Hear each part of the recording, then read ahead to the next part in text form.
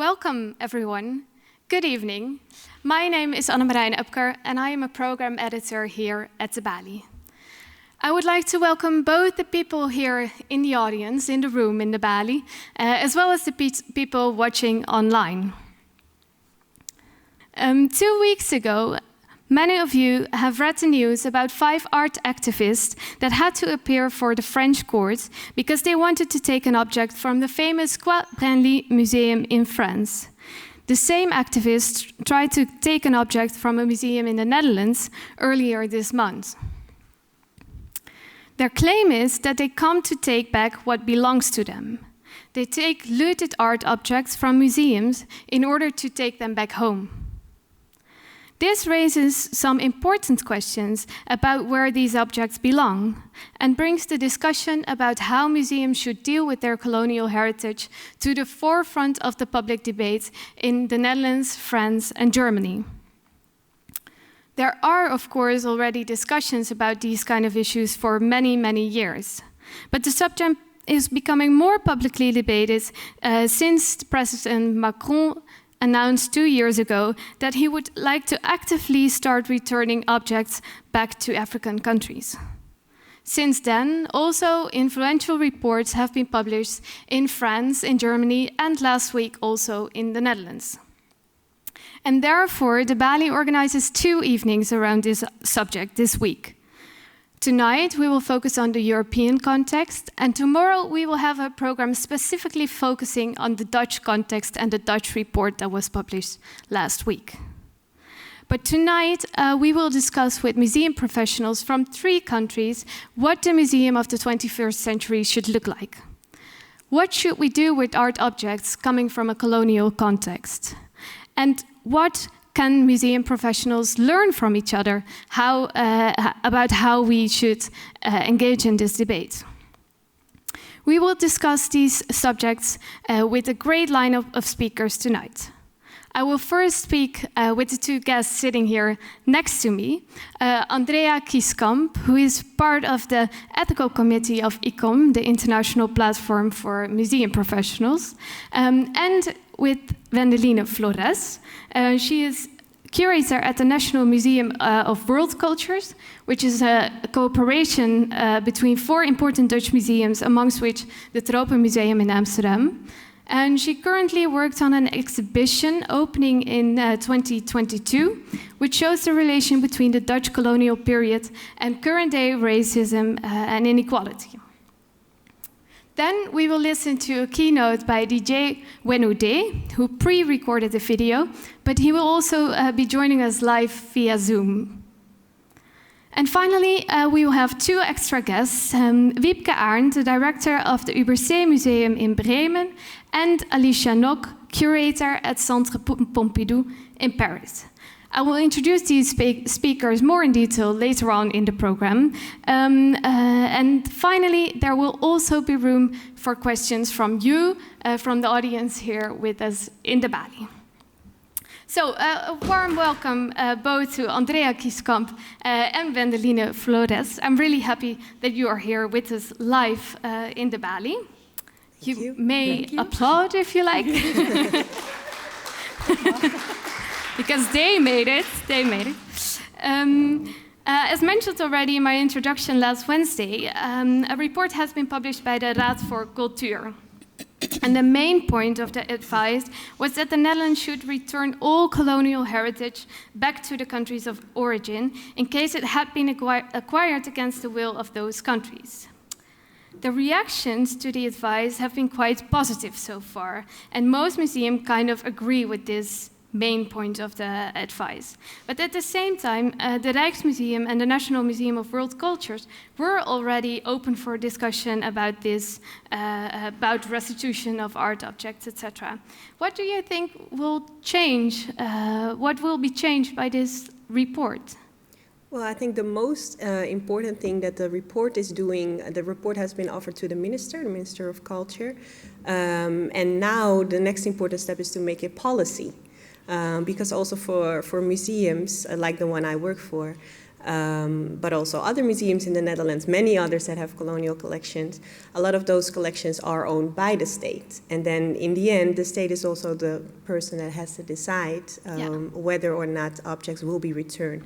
So I think we all hope that that is the next step, and that policy will be made by the end of the year. That would be great. By the end of the year? That would be great. Kind of, do you think this is realistic, or would it take longer?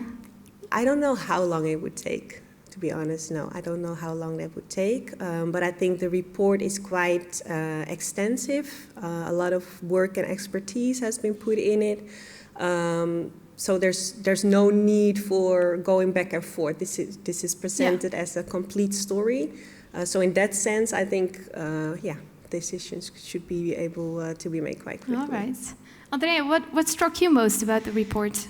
Yeah, well, in fact, I was really surprised, positively surprised, because the advice says that it will return unconditionally, which is quite special. And I also was very positively surprised by the words of the minister, because she embraced this advice.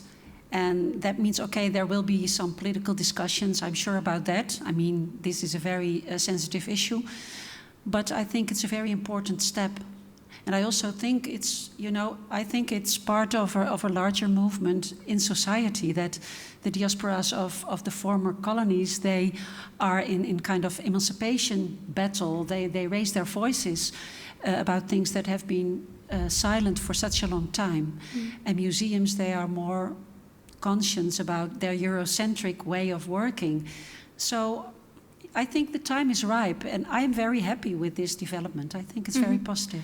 And you just mentioned that we should return art objects unconditionally. Why is that so striking? Well, because I think when you say, okay, you can have it back, but then you should have a very good showcases and very good conditions. You have to exhibit it to the public, but maybe the country of origin has other things that are important to them. So, yeah, it's like saying, okay, I've stolen it, I'm giving you back, but it's under my conditions. Yeah. That would be strange. Yeah. Wendeline, do you have an idea about how many objects are we speaking right now, looking at the Netherlands? So we start with the Netherlands, then we go on with the rest of the countries. But yeah, I think also if you read the report, like exact numbers are not available, because most of the museums actually don't know. Of course, they know how many objects they have in the collection, but how many of those are collected in a colonial context, first of all, which is kind of the broader term. And then how many objects have really been stolen? Can we prove, do we have enough documentation to really say this has been stolen? Also for our museum, we don't know that exactly, those numbers. But colonial objects, we have hundreds of thousands of them in the Netherlands. Yeah. So it's not about thousand objects, but it will be about 10,000 or 100,000 maybe. Yeah. And what I also like about the report is that it's not only about those objects that are definitely stolen and should be returned, like you say, unconditionally, but it's also about the whole complexity of this issue. So it's also about objects that might not have been stolen. Maybe they were gifted, maybe they were traded, maybe they were bought. But that doesn't necessarily mean that they should stay here. It could still mean that in the country of origin, or with the source communities, actually that object is in a better place right now. Yeah. So I think that is also very important that they address that, and that they also say we should be open for also returning those objects as well. Yeah, but it also makes it really difficult, right? If you broaden the scope of the objects to be considered. Yeah, definitely. And it means that, well, first of all, more research has to be done, of course, into different objects. It also means that you really need both parties, so both the former colonies and the former colonizers, to look at those objects and really think together, okay, what could be interesting for you to get back? Because we can look at everything, but what do you really want? What is really important to you? And then try to research those first, give them priority. Because it's going to be a long time before we research What I everything. also thought was interesting is that one of the recommendations was that this policy should be developed in cooperation with the countries, and I think that's also quite new, right? Yes, I think so. And well, there have been examples of repatriation in the past, and some were successful, some were less successful. But I think it's important to have some kind of equal discussion. Yeah. But still, I mean, there is a lot of work to do, and I mean, it's not so easy to start this process and do it in the right way and understand each other. Yeah. So listening is totally very true, important. and that's also why we're here together tonight to discuss this subject. I wanted to start with the beginning because the discussion of how we should deal with our colonial heritage relates also very much to an important discussion in the museum world nowadays, which is about the definition of what a museum is. And the director of ICOM even resigned from his position because, amongst many other reasons maybe, but also about this definition. And it sounds really boring, maybe, but it's really groundbreaking for what the role of a museum is in society and should be in society. And therefore, I wanted to share the current definition of a museum with you, both on the screen, but I will also read it for you so it makes a bit more sense. And I will ask you, Andrea and Wendeline, what you think of the current definition. So, a museum is a non-profit permanent institution in the service of society and its development, open to the public, which acquires, conserves, researches, communicates, and exhibits the tangible and intangible heritage of humanity and its environments for the purposes of education, study, and enjoyment. My question to you is, why is this outdated, Andrea? Well, maybe some parts of it are not outdated, but I think, you know, when you read this definition, you get the feeling of like a one-way traffic. So we are the experts, and we will teach you your past. And it says we are in the service of society, but it still feels like one-way traffic. And some of the definitions is still actual, I think. But the new one, the proposal for the new one is very, very different. All right. So we also have the new proposal here on the screen. Yeah. So if we can take a look at that, we will see a very long and more complex definition, which is museums are democratizing, inclusive, and polyphonic spaces for critical dialogue about the past and futures, acknowledging and addressing the conflicts and challenges of the present. They hold artifacts and specimens in trust for society, safeguard diverse memories for future generations, and guarantee equal rights and equal access to heritage for all people. Museums are not for profit. They are participatory and transparent, and work in an active partnership with and for diverse communities to collect, preserve, research, interpret, exhibit, and enhance understandings of the world, aiming to contribute to human dignity and social justice, global equality, and planetary well-being. So this is a mouthful for one definition, but Wendeline, what do you think is the better option? This one. But I think what's interesting is that actually this part that you also had in the first definition in saying it's in service of society is actually more explained here, right? So I think that is part of it. What is the improvement is that, okay, in service of society, what does that mean? Just displaying things and then that's a service, or are you really giving people access and transparency and an opportunity to collaborate and to participate and to really do something? Yeah. So I think that's the improvement here. And besides that, I think the whole discussion right now is also about the perspective of museums. So can museums be neutral? spaces. Those are also things that we talk about. And what do you think? No, they cannot. Museums have a certain history. They've had a certain role in history. They were built for a certain reason. And we are now still dealing with those paths and also try to, I mean, this is a definition for the museum, but also every museum has a mission statement. And that mission statement also evolves, and every time we decide, well, actually now we want to be this kind of museum, we want to have this role in society.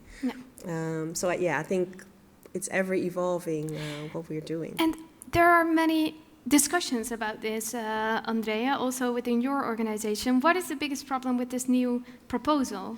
Because when I read this, I feel very happy with it.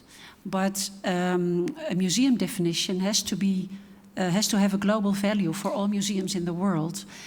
And in fact, it's also political. And there are some countries in which you don't have a democratic society.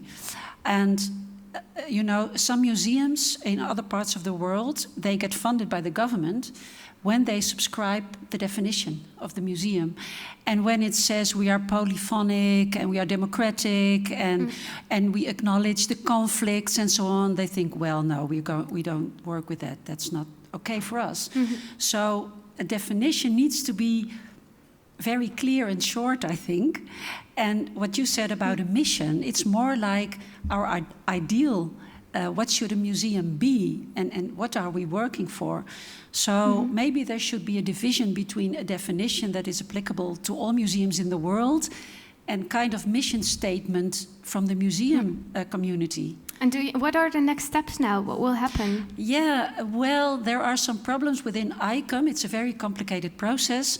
To be honest, I'm not sure yet, because there was a committee working on the definition, and they thought there would be a vote and it would be a very short process, but I'm afraid it will take a long time. It was postponed, right? Yes, it was. It was postponed, conference. yes. All right, so we will see how that works out, and we will get back to this later on in the program as well, because this is also something we want to discuss with other speakers.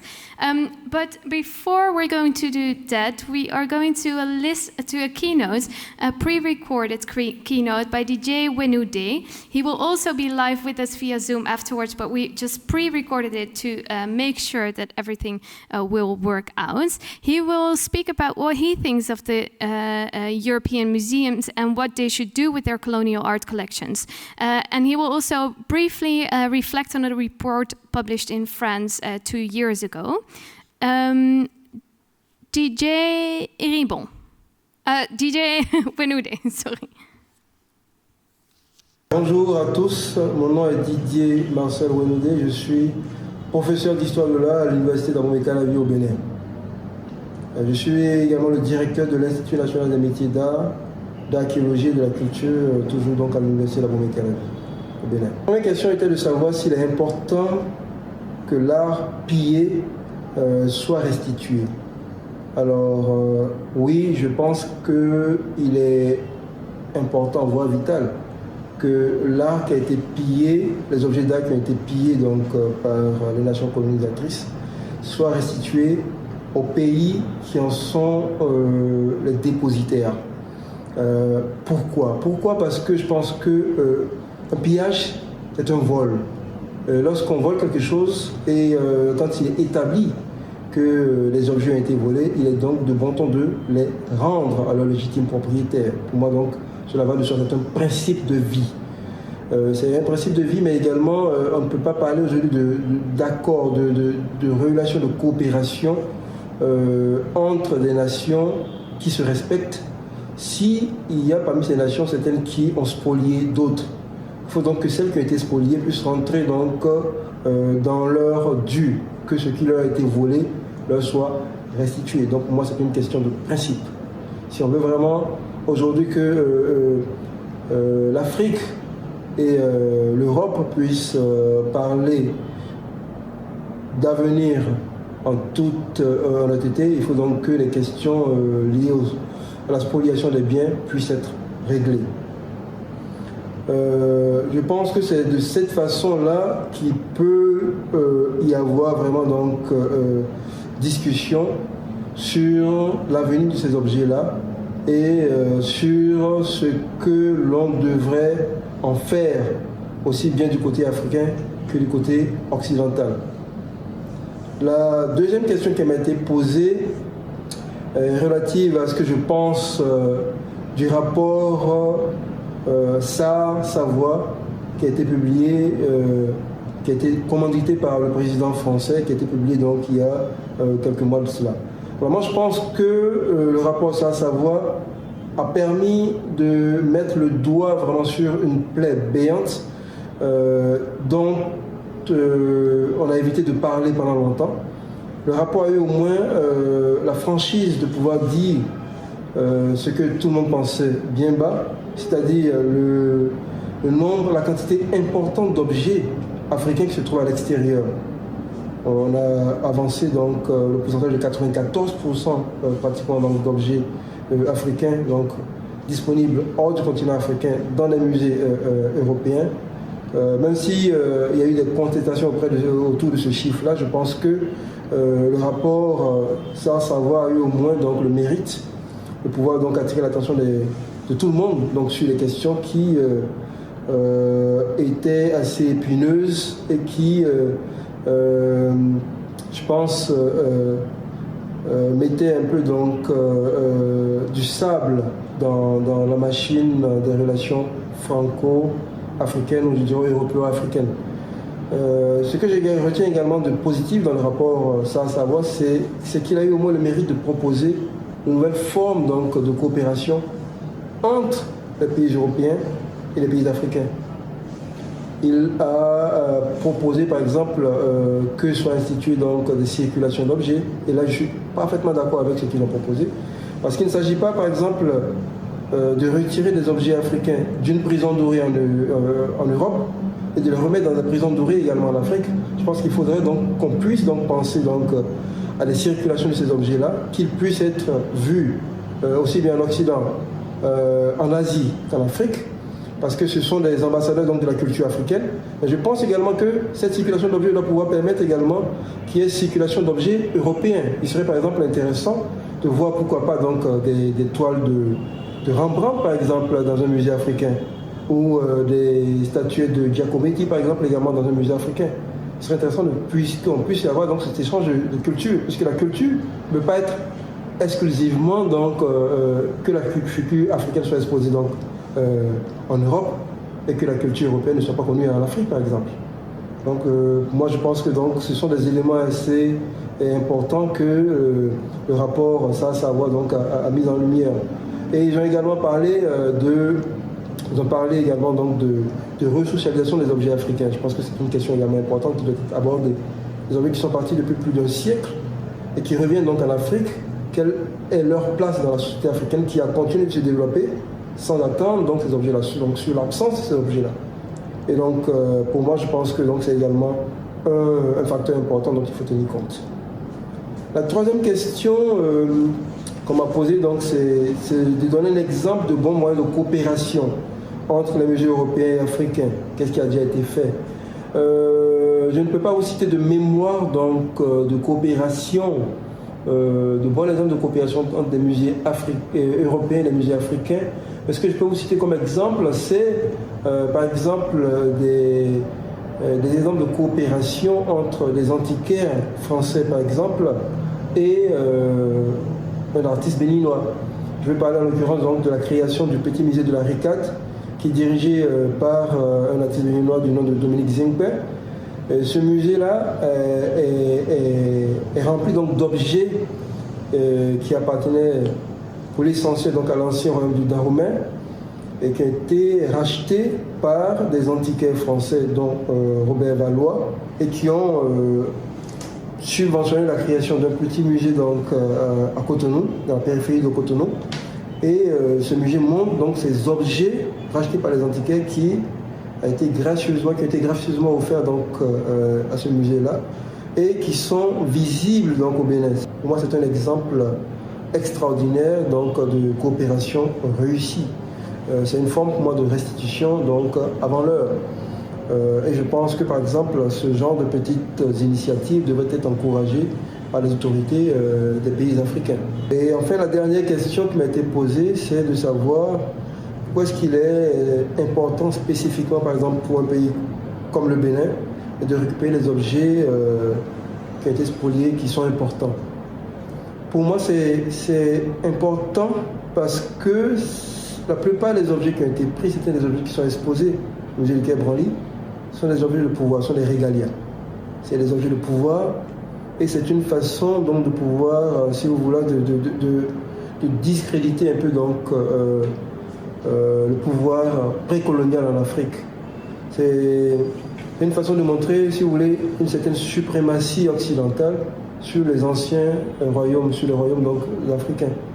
Et pour moi, si on veut parler de coopération aujourd'hui entre les États indépendants qui se respectent les uns et les autres, il faudrait donc éviter donc de montrer une certaine supériorité d'une nation sur une autre, d'une part.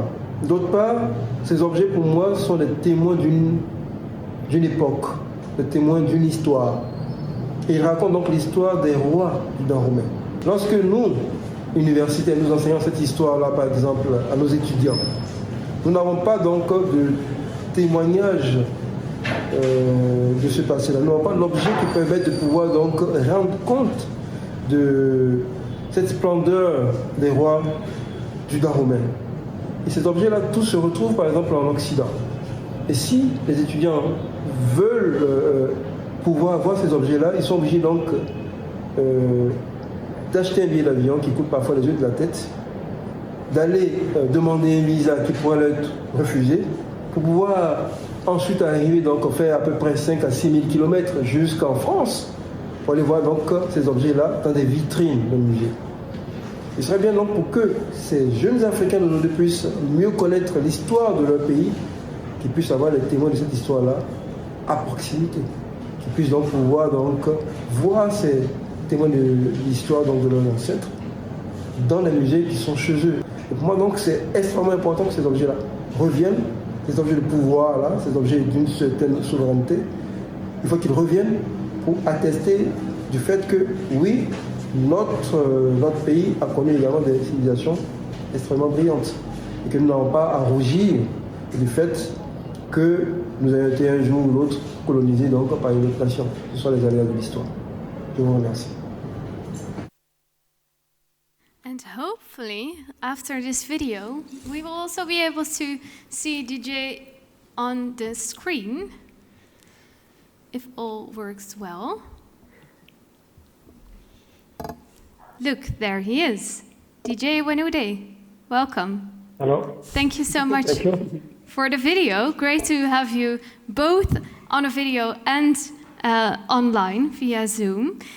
I was wondering, I was quite shocked that you stated that about 94% of African cultural heritage is now outside Africa.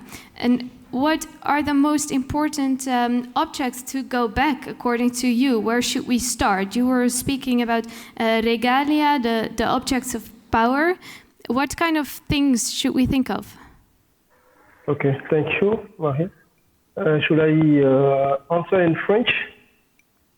If you can respond in English, that would be good. Okay, I'll try. If it's not possible, you can do it in French. Okay, I think the most important object which will have to be returned in Africa, in Benin, for example, are the regalias, because I think regalias are a part of the power of the kingdom of Dahomey in Benin. And for me, it's important to restitute this regalias because it is to rehabilitate a power, country, a kingdom, which has been destroyed by the French colonization.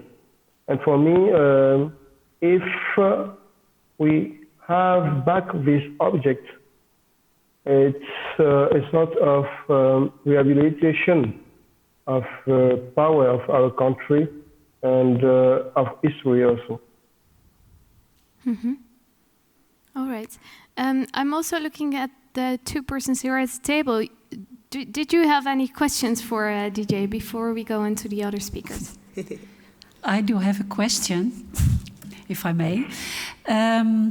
Didier, you were speaking about repatriation and circulation, which is a very positive thing. Yesterday or last week, we had a meeting with the IC Ethics Committee, and there we had the director. Oh, are you still with us? I think. Yeah, are you still with us? Yeah. Can I go on? Okay. Yeah. Okay. Okay, there you are again. We had the director of a research of the Museum of Black Civilizations in Dakar, Mr. M.A. Kantoussan, and he said that the problem is that many African museums don't have the resources to meet conservation requirements. His museum was funded by China. What do you think about the role of Europe? Should Europe help African museums in this respect? So, do you know? Yeah. It's a huge question. Yeah, it is. I think, for example, in Benin, we are starting to build some museum in Benin, of course, with the help of France. But I think if African nations want to have the objects back in the countries, they have to manage to build some museum with international standards, I think. But I think also that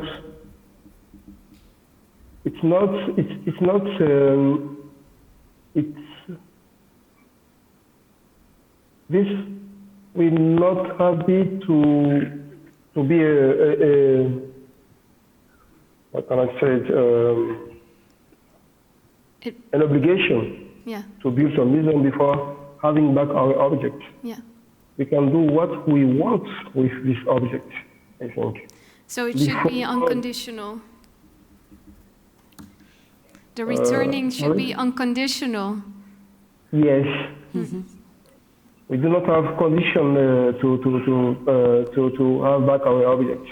I think these objects are ours, and we can do what we want with this object. All right. Of course, these objects are today's look like important, very important object. I think. Art objects, and some of them belongs to, I think, humanity. Mm-hmm. That is right.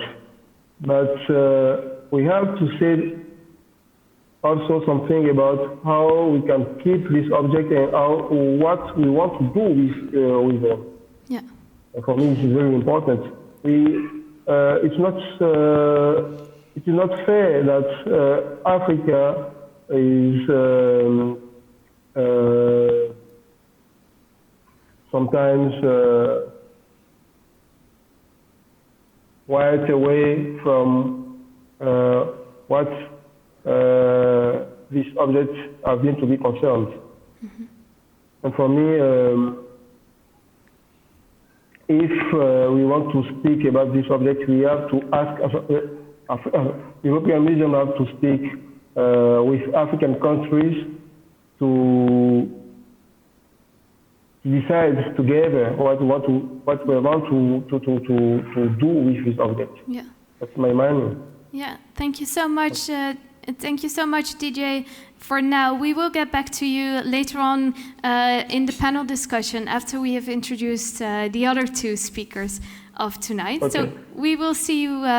We will see you back in a bit. Thank you. But before we go to our panel discussion, I would like to welcome via Zoom as well Wiebke Ahrndt. She's an ethnologist, and since 2002, she is the director of the Übersee-Museum in Bremen. From 2011 until 2018, she was the vice president of the German Museum Association, and she helped with the creation of a set of guidelines for museums on how to deal with their colonial collections. Wiebke, welcome. Hello. Hello, Glad to have you as well in the Bali on 5 different screens. That is fantastic. Okay. If you look at the German approach in relation to the Dutch approach and the France approach, you can say that the German approach is quite pragmatic. And one of the plans that was proposed some time ago is to open a central contact office to help facilitate the return of colonial art. Can you tell something about this contact point and what you expect from it? Because it will open in a few months. What happens if someone calls this contact point? Yeah, officially the contact point started already. There's a few people working there already. They are not so much focusing on questions of return up to now, but it's stated on the official side that the purpose is to inform and advise on collections of colonial context in German museums, so that people from countries of origin or communities of origin can call this point of contact and ask for assistance. They will forward requests of any kind. They would like to help on networking between persons and institutions. And very important also, they started or will start to go on statistics on collection, structure, documentation, publication of objects of colonial context in Germany.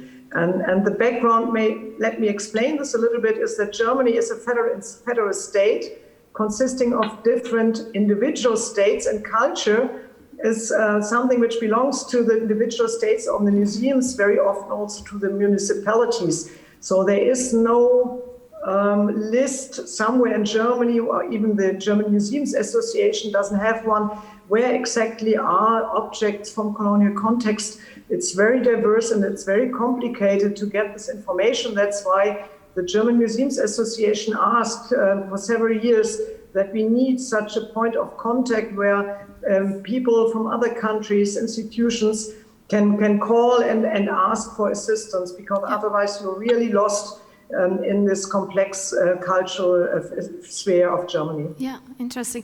And the requests that have come in so far, are those requests from people from other countries or from people living in Germany so far? The point is, at the moment, that the point of contact want to be working for people from other countries, and I heard that they get requests every week, but more I don't know yet. We are really looking forward. They just started a few weeks ago, and I think they still are working on organize their institute and to really start working. And how big is this contact point? Are there 5 people working there, or 10 or 100? How many people do you need? What do you expect? Up to now, as far as I know, it's 3 people or 4. All right. Okay. Wendeline, what do you think? Is this something we should do in the Netherlands as well? Well, are you inspired? Yeah, I was thinking while I heard Wiebke talking about this, because also when you read the report, the report from the Netherlands, you actually start to realize, okay, there are these couple of big museums that have these big colonial collections, but there are way more than most people realize. And there are also smaller museums, city museums, that have colonial collections. And if you come from a source community, maybe look for something very specific or something from a specific family, then where do you go? I think, yeah, the national museums, so like our museum, the Rijksmuseum, they are quite easy to find. Maybe you will contact them, but if they don't have it, is there an automatic referring to one of those smaller museums? Not always, that's not always the case. And also we don't always know what the other museums have. So in that sense, I think it's very interesting I do wonder, and I think we'll hear that probably in a later stage, if it's possible for a contact point to do all that coordination, because here in the Netherlands at least, and I assume that's the case for Germany as well, there's so much research still to be done to all these objects. Unless the museums have all those the information in order, it's very hard for a contact point to refer people to the right place, I think. So I'm inspired, but I'm also very curious how it's going to work in practice. Yeah, interesting. I'm also wondering if DJ is still here and what he thinks of this kind of contact points and whether it would work. But I'm not sure if we can still have him on the screen somewhere.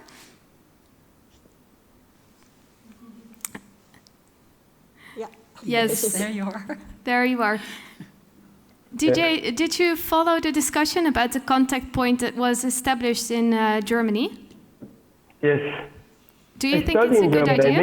I made my PhD in Germany, and I think Germany is a little bit,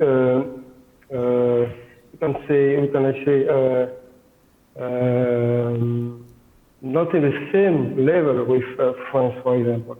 I think in France, there are a lot of problems about restitution. But Germany tries to resolve this question. And I think this is a very different. The problem, the question with Germany is that Germany has not a lot of colonies like France in Africa, for example. The colonies for Germany in Africa, I think, was around 1940, around, I think, and or 1980, I think, 1918. And after that, France was the main country with England. Was many colonies in Africa. I think the question is not the same. No, it's a different context. But Germany tries to resolve this question by speaking about that. And I think this is very important, but very different in France. Yeah. And I think Europe do not speak the same language, I think. Countries of Europe do not speak the same language about restitution. No. And they have to speak the same language and to speak with Africa like not a country, but like a continent, because Africa has many countries. Yeah, so it's totally different context. To speak with Africa on the same level, not paternalism level, and like Europe brings civilization to Africa, and African are like big children which have to be civilized, to have to be shown how they can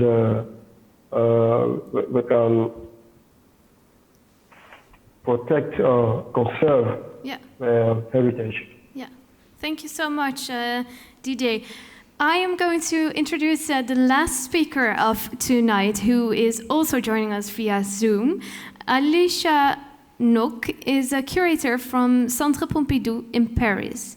She is developing new exhibition and working formats and is even questioning the museum itself. She's the curator of the exhibition Global Resistance that is currently on view in Centre Pompidou. And before we're going to Alicia, I wanted to show you a short video to give you an impression of the exhibition she worked on. So we're first going to watch a video and then we will see Alicia on the screen. What do we want? Climate justice! When do we want it? Now! What do we want? Climate justice! Do we want it? Now!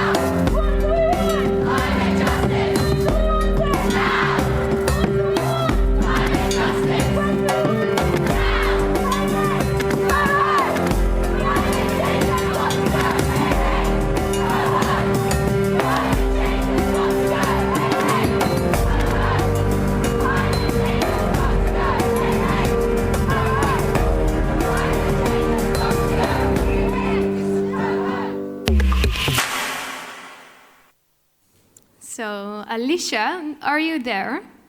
I'm here. Can you hear me? Yes, we see you and we hear you. That's great. Welcome. Great. Yeah.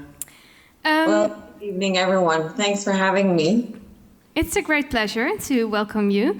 You aim to broaden the scope of Centre Pompidou towards Western African and Central European perspectives. How do you design an exhibition that challenges this Eurocentric worldview that is so much discussed now? Well, first of all, sorry, my phone is... So first of all, I wanted to say that I'm only one of the curators of that exhibition, which is actually mostly an exhibition dealing with our collection. So it's actually, to me, it is more of a permanent display exhibition than 100% an exhibition coming from outside works and loans. And the two other curators are Christine Marcel, who's the head of the Contemporary Art and Perspective Department I work for, and Young Ma, who's a great curator who actually joined our team for 3 years and made an incredible impact. And the three of us have kind of a different expertise, and we gathered our efforts to broaden the scope of the museum acquisitions, looking at those different territories. Of course, they're enormous territories, so it's only, so I guess this exhibition is only mirroring a 5-year effort, but it's of course the beginning and the starting point of a way bigger strategy that the museum has. So I've been focusing mostly on Western and Southern African countries. Yongma has been focusing on Southern Asia narratives, and Christine Marcel from the Middle East. And I guess, this exhibition for the first time tries to focus on and to challenge the idea of not only of the West as a center, but I guess as of the center as something that needs to be at the heart of a museum perspective. So somehow this exhibition for me challenges this idea of the West, but also the idea of the center itself. And in that sense, it very much reflects, and I feel very strongly in the footsteps of Opry and Visor. And somehow this exhibition for me reflects a lot upon, acquisition making and the way and the kind of strategy we can implement.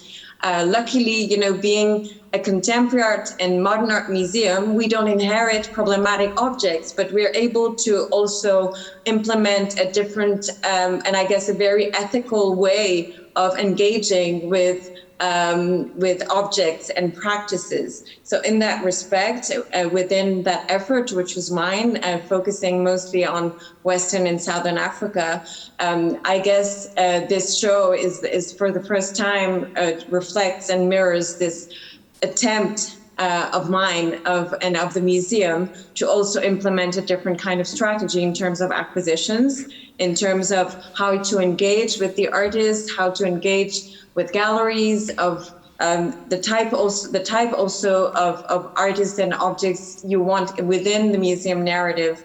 And in that sense, I would say that my main concern and the main concern of the museum, and again going with Opry and Visor's legacy, is this idea of working with history and working with history, meaning when you're focusing on contexts that are not yours, meaning doing, first of all, a lot of field work. That's the main thing. And doing a lot of field work, being able to shift the narrative and to shift the point of view of the museum, which means trying to understand the history and history making from the point of view of the continent, in my case, which means in every context I go to, in every country I'm able to do research in. And of course, for now and up to now, I've been doing research in terms of acquisition in Nigeria, in Ghana, in Senegal, in Mali, and because of exhibition because of exhibition purposes, I also traveled to South Africa a lot, and Zambia, Zimbabwe, Angola.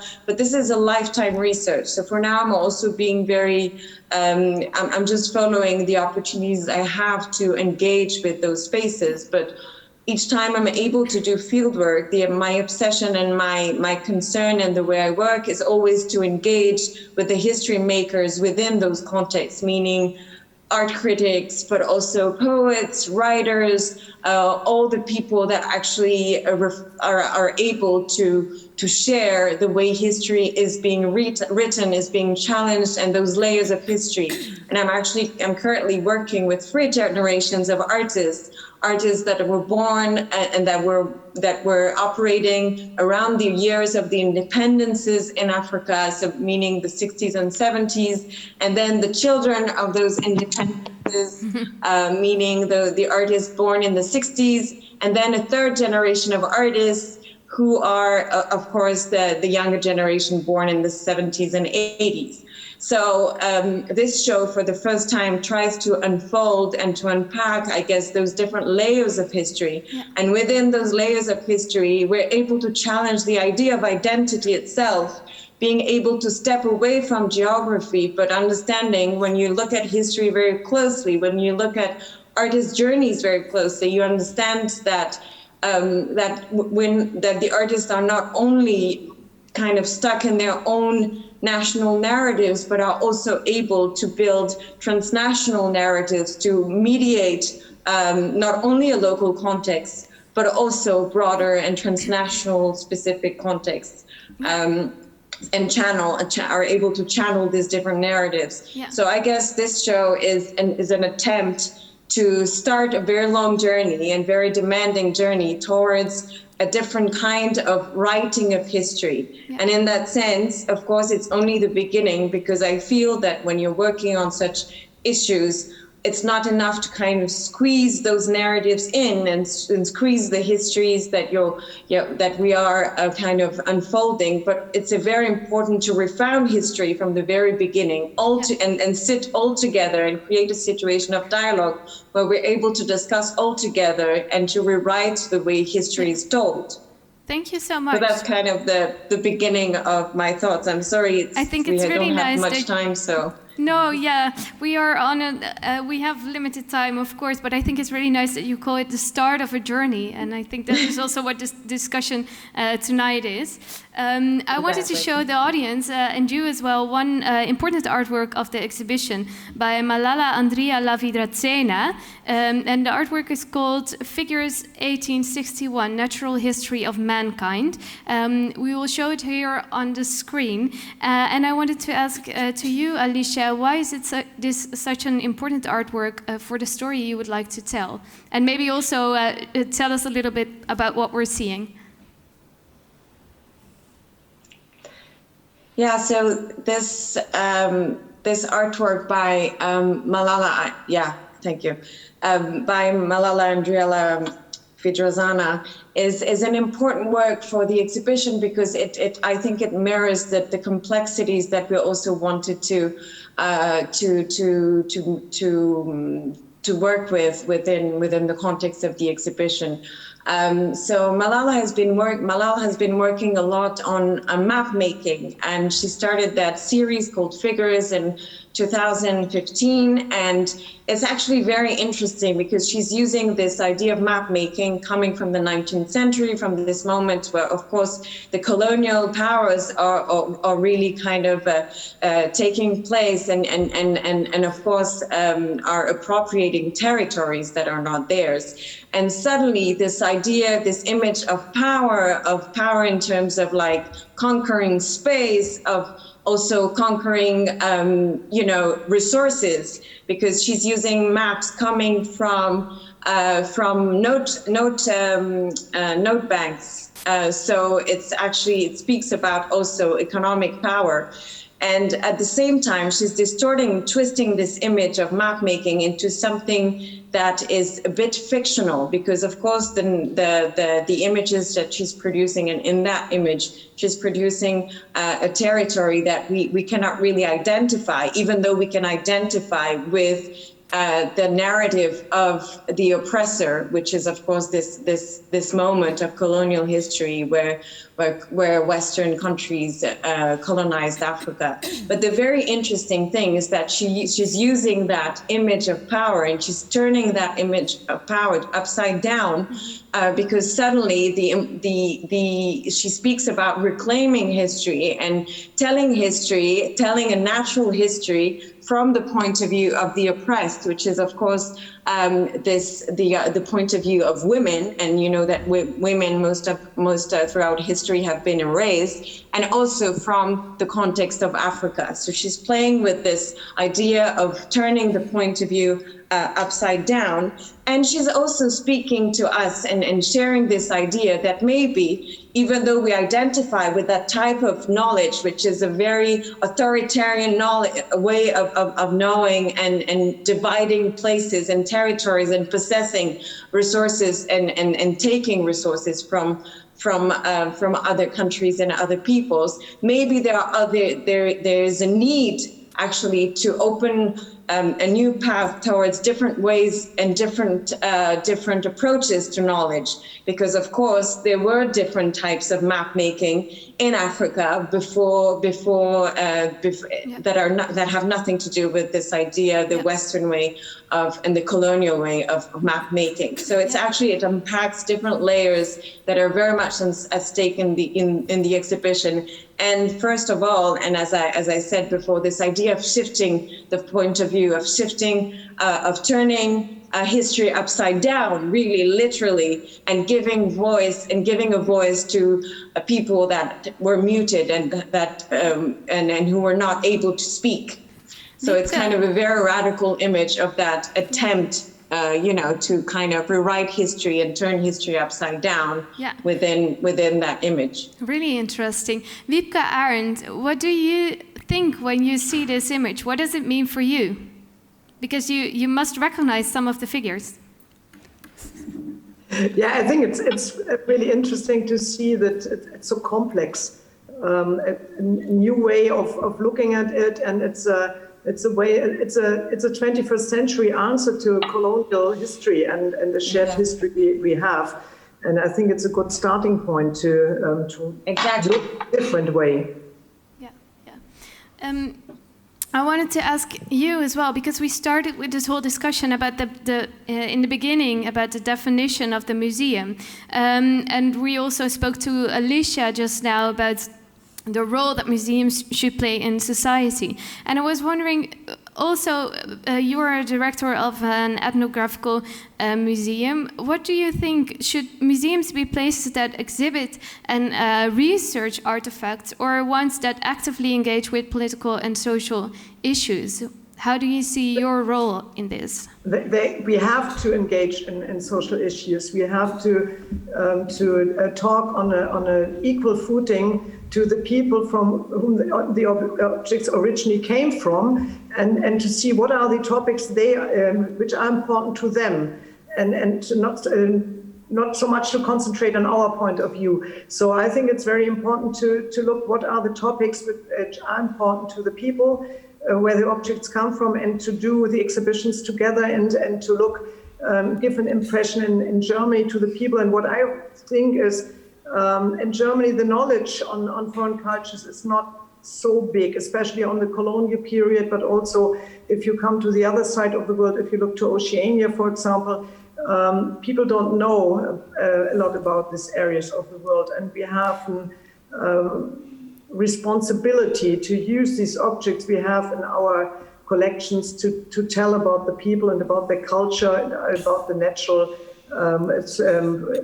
areas they live in. So you mean that the people in Germany don't know a lot about what happened in other parts of the world? I think there's a lot of cliché in their mind. They don't know anything about the colonial period. a lot of them, because it wasn't part of the school curriculum until a few years ago. It just started the discussion in Germany. So I think it's a responsibility of all museums in Germany, not only the ethnographic museums, to talk about the colonial past of Germany and shared history we have with other countries and all the problems which arose out of that. This has to be part of our educational program. It has to be part of the exhibitions and really in all kind of museums, not focusing only on the ethnographic museums at all. And at the same time, I think we have a responsibility holding these objects to do exhibitions together with the people where these objects originally come from and concentrate on the topics which are important for them. And tell our visitors what's important for the others. Yeah, because speaking about education, we also heard Didier Houénoudé just said that when we teach our students about the history of our country, we don't have any testimonies. How do you look at this quote from him? I think that's what we say in the recommendations as well. We are with the German guidelines, we are pretty close to what the Dutch have written now. That we say if cultural goods are very important to a culture of a community of origin, they should be returned and to have a new starting point. Return is not the end, return is the beginning. Return is the beginning. Yes, definitely. All right. I hope Didier agrees on that. I also had the idea, actually, listening to DJ, is that the beginning is recognition and having a conversation on an equal level, starting to invest in infrastructures, etc. Wendeline, what do you think of this? Is returning the beginning, or is it the end? Is it the final step? I think it's one of the steps. When I was listening to what Alicia was saying, I was also thinking, restitution is one part of decolonizing the museum, right? So it's a very important part, and I think we're all very happy that it gets a lot of attention right now. But what Alicia was making us focus on is also the acquisition policies that museums have. So you almost forget that museums like ours that have hundreds and thousands of objects also still every year keep collecting new things, and also have to think about what is the role of the new objects that we collect, what kind of objects do we want to collect. And questions that we deal with right now is, okay, so we can see that we have this colonial collection, that's for sure. Then how do we establish a decolonial or a post-colonial collection? We can see that we have a part of our collection that is a racist collection, but how do we develop an anti-racist collection? And how do you do that? Do you have any ideas on that, where to start? Yeah, I think we're working on it, so it's not something that we already know the solution. I think in general, decolonizing the museum is something we keep working on. We are kind of committed to keep working on it. But part of it is that acquisition policy that Alicia was talking about. What do you need to take into account when what you need to take pieces? into account is, first of all, what you have and what you try to also define. Okay, what do we think is colonial in our collection? What do we think is racist? What do we think is Orientalist? And then keep researching that. But then also try to see, okay, but if that is the definition of colonial, then what is anti-colonial? And try to collect more of that. So we are an ethnographic museum, but we also see a big role now for contemporary art and photography, because those are actually the objects that often can counter the colonial narrative that we have with our other objects. And I think I really like what then Wiebke was saying, that we do have an obligation to put those objects that we still have in our storage on display, but then maybe together with those objects that we are collecting right now, and see what kind of new narratives for the 21st centuries we can tell with them. So that's actually also to broaden the scope of your museums, which may also relate to the kind of exhibition that you are currently working on. Yeah, right? definitely. Yeah. I currently work on an exhibition in the Tropenmuseum. Our work title right now is The Erfenis, so it's about the inheritances of colonialism, and these are conversations we have all the time. We have this colonial collection, which is an inheritance in itself, but we also mean inheritances broader, so also for society, culturally, politically, economically, and there we also think about, okay, but if we just put those objects on display that we have been putting on display for the past decades, what is the new element to it? So how do we bring in new voices? And so those are things we're working on. And contemporary art is important. Contemporary voices, also bringing people in.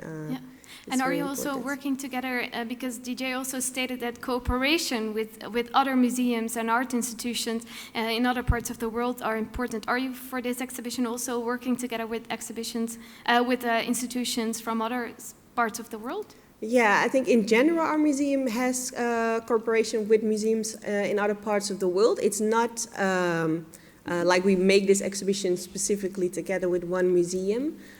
Also, the topic is too broad for that. This exhibition really works with our permanent, it's a semi-permanent exhibition, so it's meant to stay for at least 7 years. It's really a refurbishment, you could say. So it's putting a lot of this things on display from our storage, from what is in our current collection, and trying to add to that objects that we are going to acquisition in the coming time. All right, interesting. We hear a lot of common sense at the table, if I'm listening to our professionals from the different museums. But Andrea, you are part of the ICOM's ethical committee, and you have to deal with museums from all over the world. And can you tell us something about the biggest clashes between museums from the Netherlands, Germany, and France? What are the biggest differences? Wow. Well, I'm not really an expert on the differences between these three countries, but I can tell something about how the problem becomes clear within ICOM.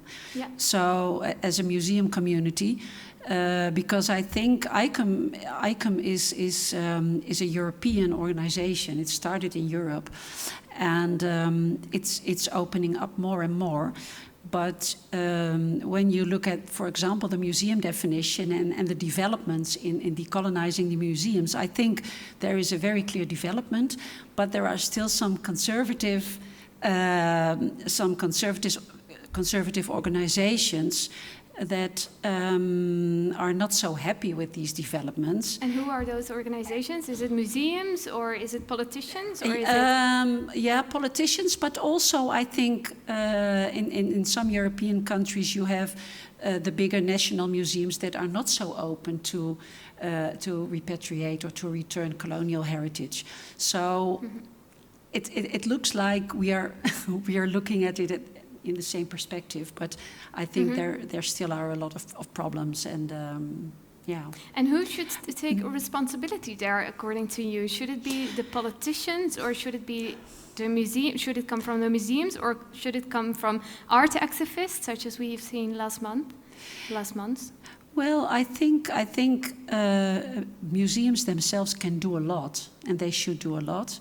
And well, I liked what Didier said about this small initiative, because sometimes it's very difficult with the large institutions. They have so many objects, and sometimes it's easier to start small. And yeah, I think that's an important thing to start with. Yeah. And yeah. I also asked some of our participants of tonight to share one specific example of a way in which your museum dealt with the question about colonial heritage in a positive way, which can be of inspiration to all of us here at the table. And Wiebke, I would like to ask you to start with your example, because we have some objects from Samoa here on the screen. Yes, there they are. You can see them as well, I hope.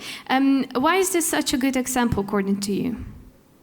We have a Samoan collection that is stemming from the German colonial period when Germany has Samoa as a colony.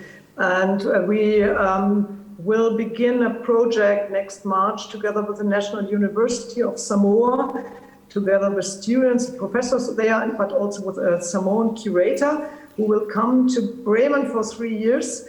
And the project idea is that we are doing a virtual exhibition on Oceania together with a special focus on Samoa, but we try also to find ways to open it up so that other colleagues from other countries can join in to reinterpret our collection. And we focused on 5 major topics because the Samoan colleague says we don't want any objects back. We want that you use them to talk about us and to tell the people in Germany what's important to us and what's really important. They're drowning, not Samoa itself, but a lot of small countries around Samoa are drowning because of the climate change where the Western states are responsible of. So that's one of the major topics they have. So we are focusing on the biological and cultural variety, on climate change, on the uses of resources, of migration and identity, and of course also of colonialism and the collection. And you have to know that the Übersee-Museum is a museum of natural history, ethnography and commerce history. So we are quite unique in this combination, and we would like to use this uniqueness really to look in a different way. And of course, the focus is on our collections, but as you can see, the topics are wider and are really concentrating on what's important for the people of our partners in Samoa. So we want to start right from the beginning on an equal footing. So that's why we have a Samoan curator on the team. And the idea is really to do a complete virtual exhibition. And I'm trying to get the funding also to renew then on the same topic, same idea for the permanent exhibition as well. But the focus on this cooperation is a virtual exhibition on Samoa and Oceania. And it's a virtual exhibition, you said? Yes, it will be a complete virtual exhibition where we really try a way of democratizing knowledge so that really people can participate from Oceania, from all over the world, add knowledge to our collection, reinterpret it, bring their point of view and really do work together on the question of diversity, on the question of migration and climate change, and really do this very actual topics in a virtual exhibition, which is not coming from a permanent, as usually you make a permanent exhibition and out of that you make a virtual one. We go the other way around. We start making a complete virtual exhibition and we'll see how the permanent exhibition in the museum will end up then. Interesting. Thank you very much for sharing this. Wendeline, you also brought an example and we also have some pictures of it. It's about a cooperation with 2 foundations from Suriname. And maybe you can tell a little bit about what we're seeing and why it was a good example. Wrong picture. It's, do we also have a slide with 3 pictures on it? Otherwise, if we don't have it, you can maybe, without the pictures. That's fine.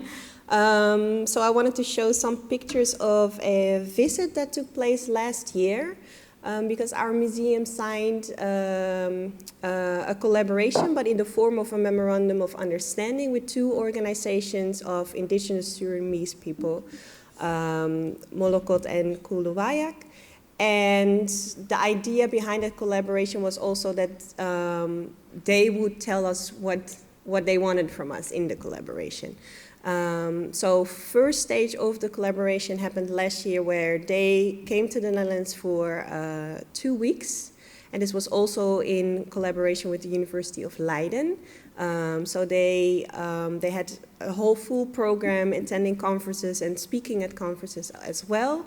But for us, the most important part was having them in the museum having conversations with us, but also visiting our storages and going to objects that originated from specifically the area where they live.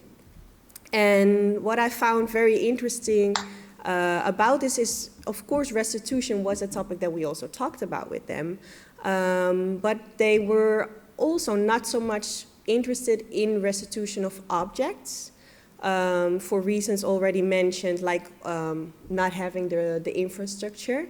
They were more interested in restitution of techniques, basically, or restitution of photography. What does it mean? How does it work? So they were interested, for example, in having high-resolution photographs of the objects. Oh, here are the pictures that here are some pictures.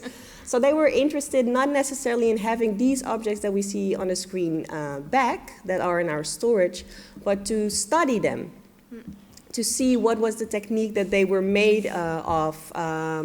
These objects are from around 1900. They were collected during colonial expeditions, so definitely in a colonial context. And they do have high cultural value. Some of them also have spiritual value, religious value. But they were interested in being able to show them to their community. So if they would have high resolution photography, that would work as well. They knew way more about them than we did, about really the stories, right, behind the objects, not how they were collected, not what year and by whom, but really about what the meaning was. They were interested in also bringing the younger generation. So bringing in the younger generation to study, to learn the techniques. They could see the object and say, okay, these materials, we recognize them from such and such animal or such and such plant seed. And if we see this and study it, we can easily make them again ourselves. So we don't need them back. We just need to know how to make it. And another thing that we have in our collection, we have a big photography collection as well. And what was interesting for them is that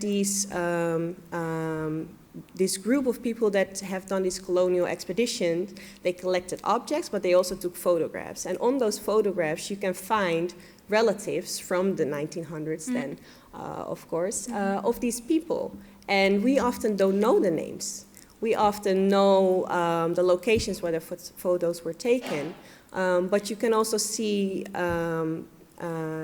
returning those photographs, making them accessible to them as a sort of form of restitution. It's not returning the object, but making it available to them and actually giving them the opportunity to say, okay, well, we recognize them, and we can say more information. And I think what was important for them also in this collaboration is that we would help them create what they would call a cultural center. So not necessarily a museum in the way we view it. We feel like a museum, what it should look like, how it should display things, and how it should store things, but a museum in the way they wanted it to be in their village, a dynamic cultural center with their own strategies, and we could help them develop that. And that's actually what they wanted from us. Really interesting. I wanted to ask you and Wiebke as well, like there is a limited resources, there's limited money, there's limited time. What is, according to you, the most, I'm looking to Wendeline now, I see you both here, but Wendeline, what is the most, what do you need and from whom? Yeah, that's an interesting question. It's one I also have myself, because when we talk about restitution, it's one thing to talk about returning objects, but it's another thing to talk about facilitating just the transport of those objects, which is very costly, but also facilitating for those objects to be able to be displayed. So is the former colonizer maybe also responsible to help facilitate that? I think that's also a conversation we need to have. Yeah. And Wiebke, what is your museum needing mostly? Do you need time, money, people? You name it. I think it's a question of resources. in all cases, and like the virtual exhibition, it's completely funded by third parties. There's no money in the museum at all to do work like that. And what Wendeline said, that reflects what we do in daily work, is really trying to give back knowledge on the objects. And this is time consuming. It's worthwhile to do. It's good to do. But I think we need more resources in the museum. We need more people working there from different backgrounds, and we need money for these corporations because they're costly. You need another curators, you need transport, everything. But is it also a question of... If society in our countries really would like to have a change and really would like to have these kinds of corporations, they have to discuss the funding of the museums as well. And is it also a question of setting priorities as a museum, or don't you have any space in that? Yes, of course, it's a question of setting priorities. For example, the Übersee-Museum right now sets a lot of priority on provenance research and on digitization, so that we really can give some transparency. And that's the first thing. I mean, the Netherlands, we look to the Netherlands, are very jealous because you are online with your collections already since the 90s, and we are now in the 2020, and still fighting for doing this. So I think this is the first step and a very important one, to have really the collections online so that everybody can see what's there and can discuss it differently. But also doing the provenance research, it's a very time-consuming and costly things, but that's something we set the priorities on at the moment, but we would like to do more. We would like to do more like these corporations with Samoa, because I think it's important that what Wendeline said is really reflecting what a lot of communities of origin ask from us. It's give us information, give us really high resolution photos, give us information on the techniques, and we would love to do more on that and really give the answers and really do this collaborative work. Yeah, thank you so much. A short reaction from Andrea, then we're going to a last question for DJ before we're going to the audience. So this is just to manage your expectations. Andrea. Yeah, I just wanted to react on what Wendeline said and what Wiebke also mentioned. That is something I think the museums could do. They don't share so much. I mean, offering high resolution photographs is very important because it makes your collections accessible, and I think there's a lot to do. And then you can do the crowdsourcing also with communities in other countries, but you have to make these collections accessible first, and there are few museums that already do this, but it also has to be public friendly. So I think there's a lot of work to do in that sense, and to make cooperation more easy, to facilitate it. Yeah, interesting. Yeah. DJ, I was interesting because one thing you proposed in your keynote is the circulation of certain kind of objects. So the idea to circulate pieces of art around the world. And I was wondering, what would you think of the idea to kind of establish a universal collection of mankind that travels from one country to another, and be visible and accessible for people all over the world? I think this is possible. This is possible because I think we are not in the same world like 20 years ago. I think we are facing a turning point of history. In history between the relationship of the relationship between Europe and Africa. And Africa, I think Europe has not seen Africa change, and Africa has changed. And Europe must take this into account. I think we have to build together a new world, and having some part of some objects in different countries, this can be, I think this could be this universality of museum, which we are talking about. I think universality of museum is not only in Europe, and Africa is not some museum which can normally have some object to keep some object, I think. I think we have to discuss a new meaning of how we can build some museum which could be interesting for Africa and Europe, because the meaning of museum in Africa and the meaning of museum in Europe is not the same, I think. Mm-hmm. Yeah. It's not the same. And in Africa, we have not the custom to have some mask, for example, in our houses, because for us, masks are alive. And having a mask in a room or house, it's like to have a spirit in your house. And I think many Africans want to have a mask, a living person, a living spirit in the house.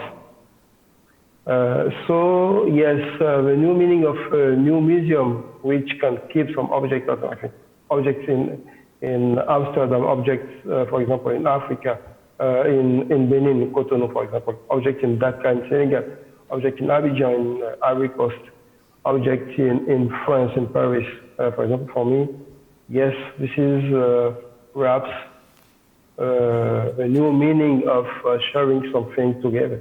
Yeah. Thank you very much. Really interesting. I'm looking into the audience to see if there is someone with questions, because I have a microphone and I can come to you. So I will give you some time. And you can ask questions to all of the speakers. So don't be shy. You don't have to be.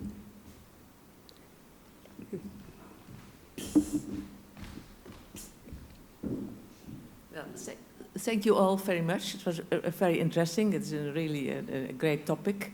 I've lived in Africa and I've visited many musea there. And one of the best was actually in Luanda, the Ethnographical Museum. But besides that, we talked about giving back or objects of art of the museum in Europe. But I also think there are a lot of, I lived in Africa, and there are a lot of private persons in the countries themselves who have collections. And they could also contribute, I think, to the local musea.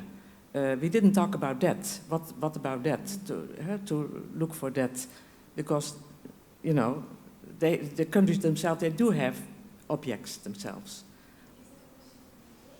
No, it's a question to the panel. Maybe to the DJ, maybe. Yeah, DJ, would you like to react to that?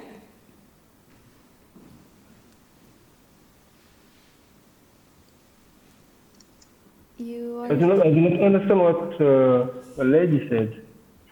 Can you repeat it? Can she repeat the question? The question was whether there are a lot of private persons in African countries who have a lot of art objects. Should we also look at them to see what they can contribute to the museums? That was the question.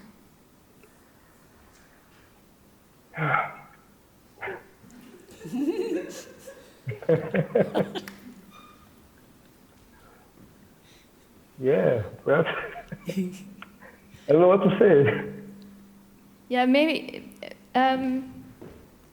Of course, that is a possibility, but maybe not so much the question of tonight. DJ, what do you think?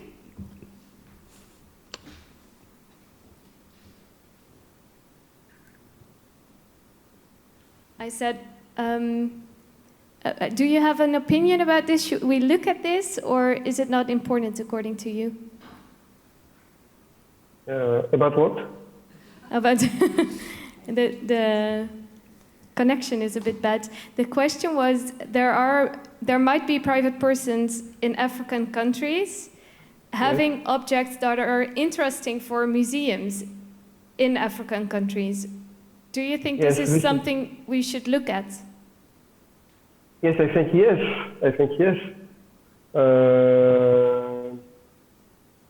Yes, why not? we have many things which we can use to build our museums in Africa. But I think also that we do not have to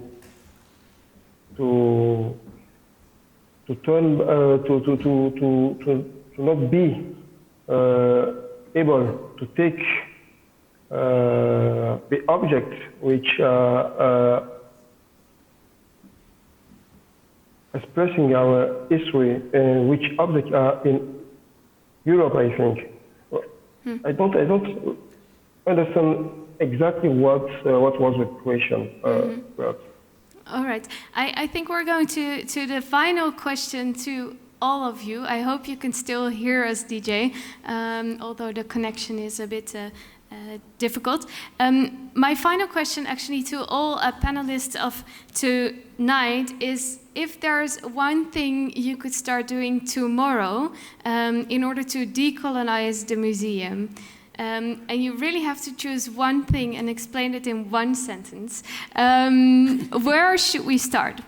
What should the people in the room, should they remember from this evening? I would like to start with Alicia. Hi. Yeah. One thing is always tough. I would start from a very pragmatic point of view. It's just I think public institutions, especially in France, need to hire more people of color, and so that we can actually start a real dialogue. That would be for me my main, my first. And if I had to choose one thing, is like we need to create a dialogue, and to create a dialogue, we need to be together. That's the first thing. Really pragmatic and a really good example. Thank you so much, Alicia. Wiebke, what would you propose? Yes, so this one was already said, and I would add, which doesn't cost any money, extra money, put the colonial past on your educational programs of all museums in Germany and start talking about the colonial heritage. Thank you so much. Wendeline, what would you like to do tomorrow, starting your new day? Yeah, I think if there's one thing that we learned from the conversation today, but also from the whole attention on the different reports, is that the keyword would be accessibility, I think. People to have access, and then in what way? Well, there are different ways of allowing access to the museum digitally, but access, people want access to the cultural heritage. Interesting, thank you so much. What are you going to take back from this evening, Andrea? Well, I think start small in the museum, look with other eyes at your own collection, because there are a lot of blind spots. So you have to open up your mind and talk with your colleagues and look at your collection, and you find out many other things. So that's a small thing you can start doing as a museum professional. Thank you very much for this interesting insights. At this point, I wanted to thank you very much for joining us tonight. I am very sure that this is the end of the evening. It's only the beginning of a really important discussion. And I'm really glad we had people from France, from Germany, and from the Netherlands, and from Benin joining us tonight. I would like to thank you, Didier Houénoudé, Wiebke Ahrndt, Alicia Knock, Wendeline Flores, and Andrea Kieskamp. And I'm wishing you, the people watching from home, a really nice evening, as well as the people who are here with us in the Bali. Thank you very much.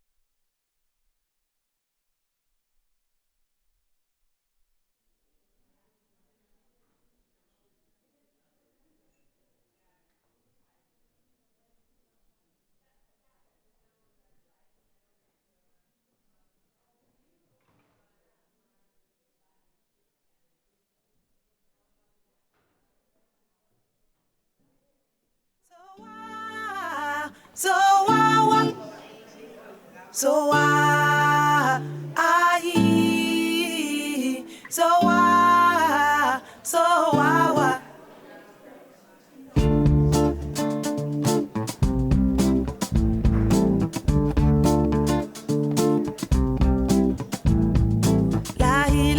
Mama Rasulullah kone bina kumasa nebe sara la musohula dununya musohula kula mogel